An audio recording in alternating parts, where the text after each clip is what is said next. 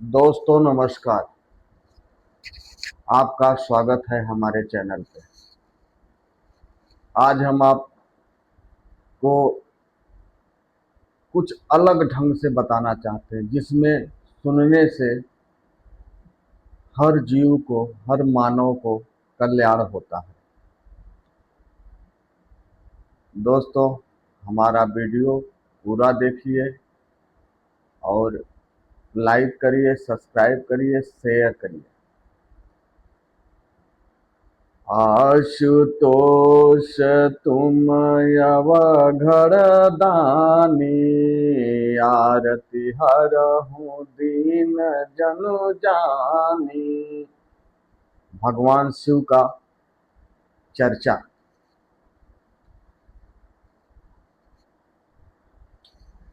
शिव केवल एक देव नहीं है, बल्कि सृष्टि के संहार कारक हैं और परिवर्तन के एक प्रतीक हैं। दोस्तों, बहुत गौर से सुनिएगा और अपने जीवन में इसे धारण करिएगा और समझिएगा। शिव एक संहार कारक हैं और सृष्टि के परिवर्तन के प्रतीक हैं। जो व्यक्ति शिव को हृदय से मानता है और याद करता है, उसके जीवन में कभी अंधकार आता ही नहीं, ऐसा हमारा ग्रंथ बोलता है। उसके जीवन में कभी अंधेरा आता ही नहीं। महादेव भोलेनाथ हैं। केवल भक्ति देखते नहीं हैं, केवल उनका छोटा सा कार्य करना उनके लिए साधारण भक्ति, भाव, प्रेम ये देखते हैं, दिखावा नहीं। दोस्तों, कोई दिखावा मत करो, किसी को दिखाओ मत कि हम बहुत भक्त हैं या पूजा पाठ करते हैं। हृदय से, अपने अंतरात्मा से उनका सेवा करो और उनकी पूजा करो।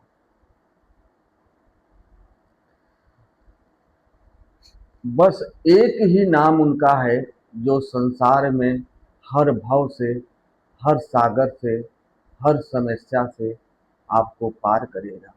ओम नमः शिवाय।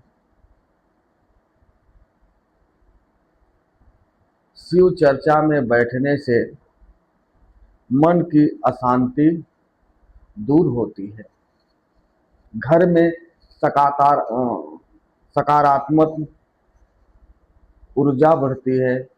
मतलब भगवान शिव की जो कृपा है, ऊर्जा है, वो आपके जीवन में, आपके घर पे जरूर बढ़ेगी। आप यदि चर्चा में बैठते हैं, भगवान शिव का गुणगान करते हैं, सत्संग करते हैं, तो निसंदेह आपको उसका फायदा जरूर होगा।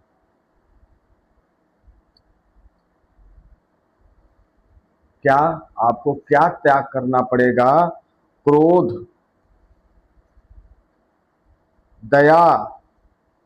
क्रोध छोड़ो, दया अपनाओ, सत्संग पर चलो। मतलब लोगों से प्रेम बनाओ, किसी के साथ, किसी के प्रति उद्देश्य, भावना, ईर्ष्या ये सब मत रखो। ये शिव का आदेश है, भगवान भोलेनाथ का आदेश है। उनका पालन करो। जहां बैठो, जिस जगह बैठो, उस जगह न तो थोड़ा ही सही शिव का नाम, भगवान भोलेनाथ का नाम थोड़ा चर्चा कर दीजिए। इससे क्या होता है, आपके मुखार बिंद से निकला हुआ वाक्य दूसरों के जुबा पे जाएगा, यदि वो लोग नाम लेंगे, उनके नाम का उच्चारण करेंगे, आपका भी कल्याण होगा और उनका भी होगा, सामने वाले का भी होगा। जहाँ बैठो, जिस समाज में रहो, जिस स्थान पे रहो, वहाँ शिव का चर्चा जरूर करो। शिव का चर्चा करने से आपका तो होगा ही कल्याण, लेकिन सामने वाले का भी होगा, उसका भी कल्याण होगा।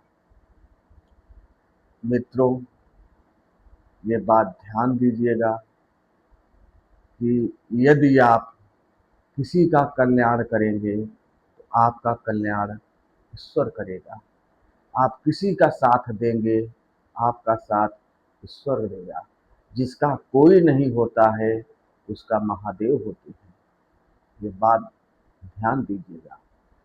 आपका साथ संसार में कोई नहीं देगा, परंतु महादेव आपके साथ रहेंगे, वो आपका साथ देंगे। ऐसा विश्वास मन में रखकर चलिए और अपना जीवन व्यतीत करिए।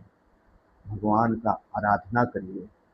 भोलेनाथ ही केवल एक ऐसे नाथ हैं, ऐसे देवता हैं जो बहुत क्षण, बहुत कम दिनों में यदि आप हृदय से, मन से उनका जाप करेंगे, उनकी पूजा करेंगे, तो बहुत कम समय लगेगा उनको प्रसन्न होने में। इसीलिए मैंने शुरू में उनकी एक चौपाई बोला था, क्या कि आशुतोष तुम अवघर दानी, आरती हरहु दीन जनु जानी। मतलब आशुतोष माने भगवान शिव बहुत सरल स्वभाव के हैं, बहुत विनम्र हैं, बहुत दयालु हैं। वो दीन दुखियों का ख्याल रखने वाले हैं। वो बहुत जल्द प्रसन्न हो जाते हैं। उनको क्या चाहिए? एक लोटा जल, एक लोटा जल चाहिए उनको, उनके शिवलिंग। वो प्रसन्न रहते हैं। बहुत ज़्यादा धन उनके प्रति खर्चा करना ही नहीं है, या वो करवाते भी नहीं है। केवल एक लोटा जल से वो प्रसन्न हो जाते हैं। तो दोस्तों, ये ध्यान दीजिएगा कि भगवान शिव बहुत सरल स्वभाव के हैं, इसीलिए उनका नाम एक है भोलेनाथ। बहुत भोले हैं। और जिस भी इंसान के प्रति उनका झुकाव होता है, वो अपने आप पता चल जाता है। वो प्रसन्न होते हैं। वो आपको, आपके जीवन में समझ में आ जाएगा कि इसमें भगवान का आशीर्वाद हमारे पास, हमारे सर के ऊपर है। ऑटोमेटिक आपका काम बनता जाएगा, कहीं रुकेगा नहीं।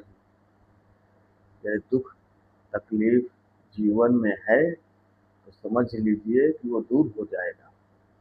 बस भगवान की आराधना करो, उनका नाम जपो, उनकी पूजा करो। यही तो है हम हिंदुस्तान में हिंदुओं का एक उद्देश्य, पूजा। और क्या है? क्या लेके आए हैं, क्या लेके जाएंगे?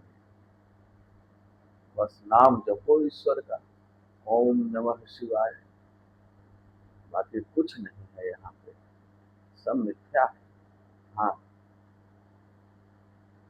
जब तक जीवन है तो जीवन है, तो कुछ आवश्यकताएं होती है।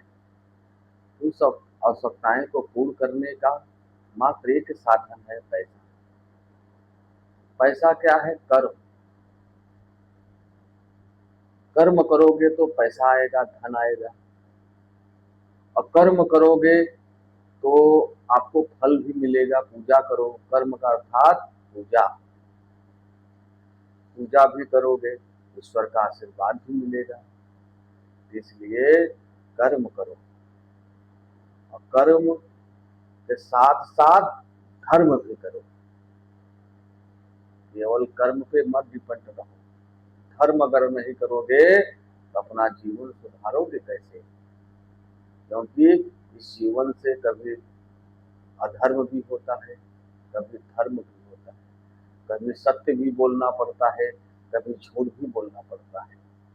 तो यदि आप झूठ बोल रहे हो तो वो आपके सर पे पाप चढ़ रहा है। तो ये पाप की गठरी कैसे उतारोगे अपने सर से? इसके लिए आपको पूजा तो करना पड़ेगा पाप उतारने के लिए। और पूजा किसका करना पड़ेगा? आप जिसको मानते हैं, जो आपका इष्ट देव है, जैसे भगवान शिव, जिसको भी मानते हैं आप उसी का आराधना करिए, उसी का पूजा करिए।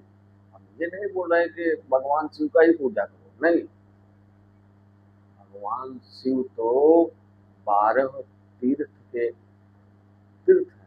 मतलब जो लोग बरहो बोलते हैं ना, बरहो तीर्थ करके आए, वो है, वो सब कुछ वो है। वही इस प्रकृति का परिवर्तन का देवता है, वही सब कुछ है। इतना मानिए आप। दोस्तों,